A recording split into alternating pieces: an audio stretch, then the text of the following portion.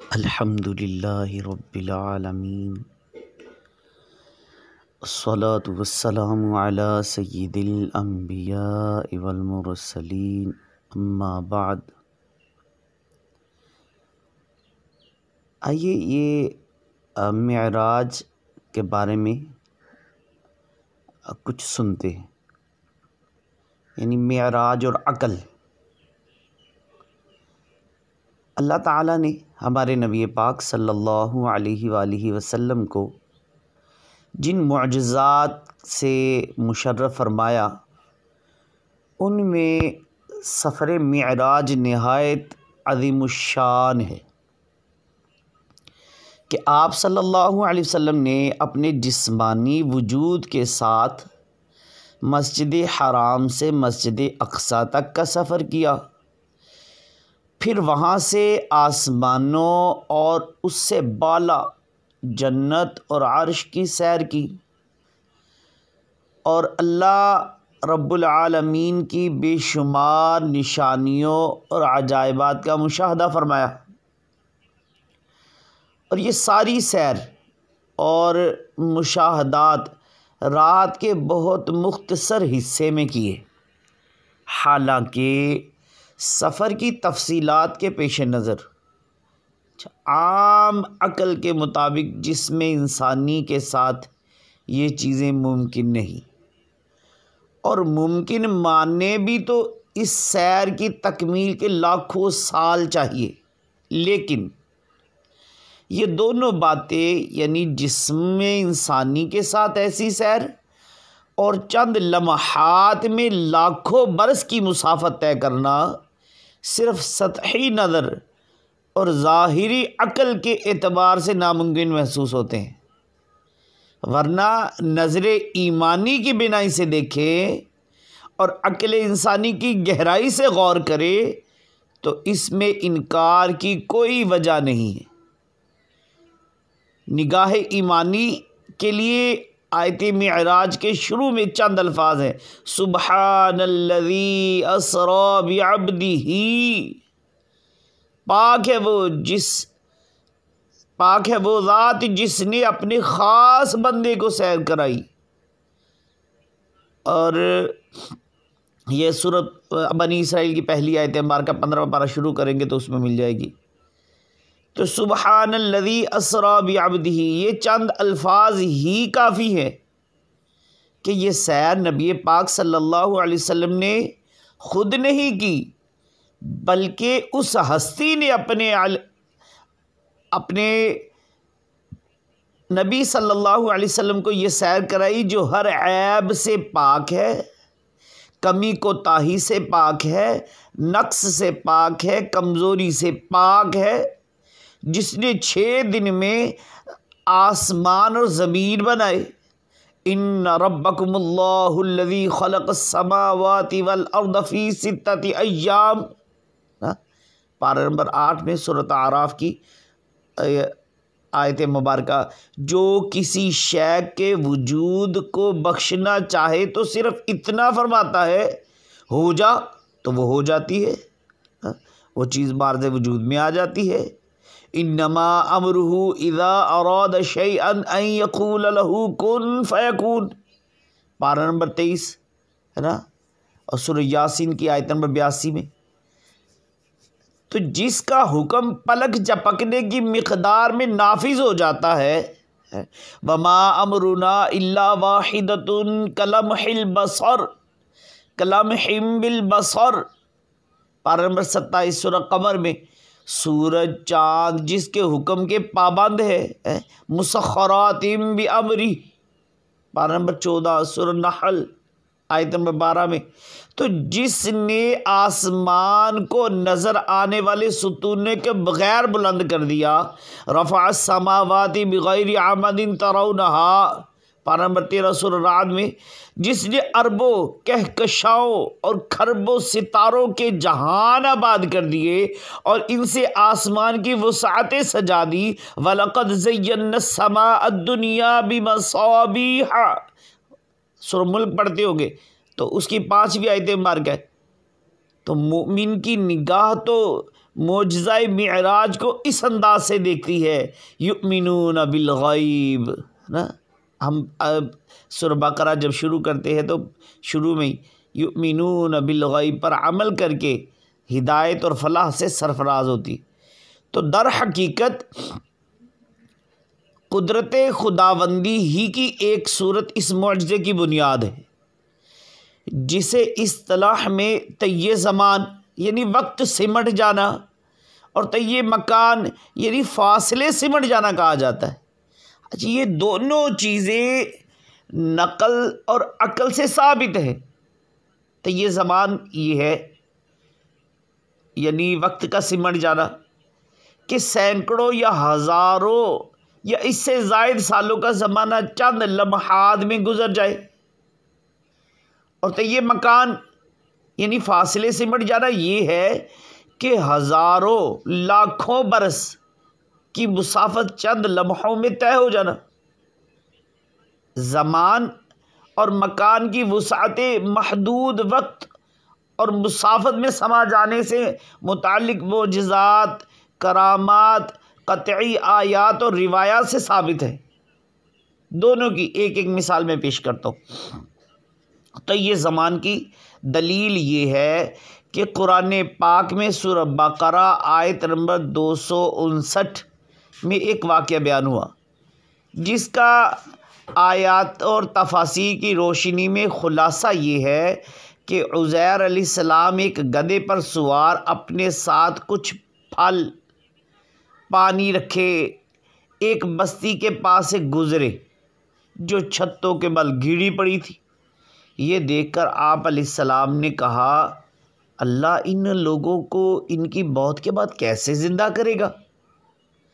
اللہ تعالیٰ نے عزیر علیہ السلام کو 100 سال موت کی حالت میں رکھا، پھر انہیں زندہ کیا۔ ان کے پھل پانی سب سلامت رہے، جبکہ گدھے کی ہڈیاں تک سلامت نہ رہی۔ اللہ پاک نے عزیر علیہ السلام سے پوچھا کہ تم یہاں کتنا عرصہ ٹھہرے؟ انہوں نے عرض کی، میں 1 دن یا اس سے بھی کم وقت ٹھہراؤں گا۔ اللہ پاک نے ارشاد فرمایا، نہیں بلکہ تم یہاں 100 سال ٹھہرے ہو۔ اپنے کھانے اور پانی کو دیکھو کہ اب تک بدبودار نہیں ہوا، اور اپنے گدھے کو دیکھو جس کی ہڈیاں تک سلامت نہ رہی۔ یہ سب اس لیے کیا گیا تاکہ ہم تمہیں لوگوں کی ایک نشانی بنا دیں، لوگوں کے لیے ایک نشانی بنا دے۔ اب ہماری قدرت کا نظارہ کرنے کے لیے یہ ہڈیاں دیکھو کہ ہم کیسے انہیں زندہ کرتے ہیں۔ چنانچہ چند لمحوں میں وہ گدھا دوبارہ صحیح سالم زندہ ہو گیا۔ تو اس واقعے سے واضح ہوتا ہے کہ گدھے پر تو 100 سال کا عرصہ گزر گیا، جبکہ حضرت عزیر علیہ السلام اور پھل پانی پر 1 دن کے قریب کا وقت گزرا۔ یہی طی زمان کی صورت ہے کہ ایک طویل عرصہ کسی پر تھوڑی سی دیر میں گزر جائے۔ طی زمان یعنی فاصلوں کا سمٹ جانا قرآن پاک کے ایک دوسرے واقعے سے ثابت ہوتا ہے۔ چنانچہ قرآن پاک میں سورہ نمل آیت نمبر 38 سے 40 تک میں مذکور کلام کا خلاصہ کچھ اس طرح ہے کہ سلیمان علیہ السلام نے ملکہ بلقیس کے تخت کے متعلق سنا، اچھا، جو دوسرے ملک میں سینکڑوں میل کے فاصلے پر تھا۔ آپ علیہ السلام نے ملکہ بلقیس کو اسلام کی دعوت دینے کے مقصد سے اپنے درباریوں سے فرمایا کہ وہ تخت کون لائے گا؟ ایک طاقتور جن نے کہا کہ میں آپ کا دربار برخاست ہونے سے پہلے وہ تخت حاضر کر دوں گا۔ آپ نے فرمایا نہیں، کوئی اور۔ لیکن اس کے بعد سلیمان علیہ السلام کے وزیر جن کو علم من الکتاب، کتاب کا علم تھا، جن کے پاس، جن کو اسم اعظم کا علم تھا، ہے نا، آصف بن برقیہ، تفسیروں میں ان کا نام لکھا ہے۔ تو آصف بن برقیہ نے عرض کی کہ میں آپ کے پلک جھپکنے سے پہلے وہ تخت حاضر کر دوں گا۔ چنانچہ ایسا ہی ہوا، اور پلک جھپکنے میں وہ تخت سامنے موجود تھا۔ اس طرح کی دیگر آیات اور احادیث مبارکہ بھی موجود ہے۔ خلاصہ کلام یہ ہے کہ اللہ تعالیٰ قادر ہے، قدیر ہے، مقتدر ہے اور خالق ہے۔ وہ اپنی قدرت اور شان تخلیق کا جیسے چاہے اظہار فرمائے، یہ اس کی شان ہے۔ موجودہ سائنسی دور میں معجزہ معراج کا سمجھنا اور ماننا مزید آسان ہو چکا ہے، کیونکہ پہلے لوگ کائنات میں موجود قوانین خداوندی سے واقف نہیں تھے تو عقل میں نہ آنے والی چیزوں کا انکار کر دیتے تھے۔ جیسے کہ اگر کوئی شخص آج سے 1000 سال پہلے دعویٰ کرتا کہ لاکھوں ٹن وزنی لوہے کا بنا ہوا محل ہوا میں اڑا سکتا ہے تو لوگ مذاق اڑاتے، لیکن آج ہوائی جہاز کو سب تسلیم کرتے ہیں۔ یوں ہی 500 سال پہلے اگر کوئی شخص کہتا کہ ایک بٹن دبانے سے لاکھوں پنکھے، مشینیں اور چیزیں حرکت میں آ سکتی ہیں اور کروڑوں بلب روشن ہو سکتے ہیں اور ایک بٹن دبانے سے سب کچھ بند ہو سکتا ہے تو سننے والے انکار کر دیتے، لیکن آج پاور ہاؤس کا ایک بٹن دبانے سے یہ سب حقیقی دنیا میں ہو رہا ہے اور اسے سب مانتے ہیں۔ جب انسانی علم اور قدرت کا کرشمہ ایسا حیرت انگیز ہے تو قدرت خداوندی کا آپ خود ہی تصور کر لیں۔ صرف سمجھانے کے لیے عرض ہے کہ اگر شب معراج میں معنوی بٹن آف کر کے ساری زمینی نظام روک کر معراج کرائی گئی ہو اور وہاں سے واپسی پر دوبارہ نظام متحرک کر دیا ہو تو خدا کی قدرت سے کیا بعید ہے۔ اب تو سائنسدان بھی برملا اعتراف کر رہے ہیں کہ ہم اب تک کائنات کے رازوں کا بہت معمولی سا حصہ دریافت کر سکتے ہیں۔ چنانچہ ماضی قریب کا سب سے بڑا سائنسدان آئنسٹائن وہ کہہ گیا ہے کہ میں نے ریڈیو دوربین کے ذریعے ایک ایسا کہکشاں تو دیکھ لیا ہے جو زمین سے دور کروڑوں نوری سال دور ہے، یعنی روشنی جو فی سیکنڈ 1,86,000 میل طے کرتی ہے وہاں 2 کروڑ سال میں پہنچے گی، مگر جہاں تک کائنات کی سرحدیں معلوم کرنے کا تعلق ہے، اگر میری عمر 1 ملین یعنی 10 لاکھ برس بھی ہو جائے تب بھی دریافت نہیں کر سکتا۔ یہ سائنسدان جو بڑا تھا وہ کہہ گیا، یہ کائنات ابھی ناتمام ہے، شاید کہ آ رہی ہے دمادم صدائے کن فیکون۔ تو ہماری آنکھوں کے سامنے ناممکن امور ممکنات میں بدل رہے ہیں۔ موبائل فون اور انٹرنیٹ کے ذریعے چند لمحوں میں ہماری آوازیں، پیغامات، ای میلز ہزاروں میل دور پہنچ جاتے ہیں۔ یوں ہی کسی جگہ ہونے والا واقعہ چند سیکنڈ میں تمام دنیا میں ٹی وی اور انٹرنیٹ کے ذریعے قابل مشاہدہ ہو جاتا ہے۔ کار سے جہاز کی رفتار تیز ہے، خلائی شٹل کی اس سے زیادہ تیز ہے، مریخ جانے والی گاڑی کی رفتار تمام سابقہ گاڑیوں سے تیز تر ہے۔ تو ہوا سے تیز رفتار آواز ہے اور آواز سے تیز تر روشنی ہے۔ یوں ہی کائنات میں ستاروں کی گردش ناقابل یقین حد تک تیز ہے۔ الغرض ابھی تو کائناتی حقائق ظاہر ہونے کی ابتدا ہے۔ وہ کہتے ہیں نا آگے آگے دیکھیے ہوتا ہے کیا۔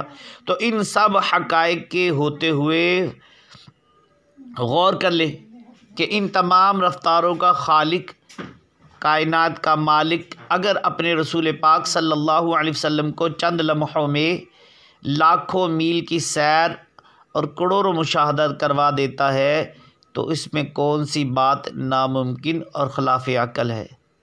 اللہ تعالیٰ سمجھ کی توفیق عطا فرمائے اور اس کو آگے بھی شیئر کرنے کی توفیق عطا فرمائے۔ آمین بجاہ النبی الامین صلی اللہ علیہ وآلہ وسلم۔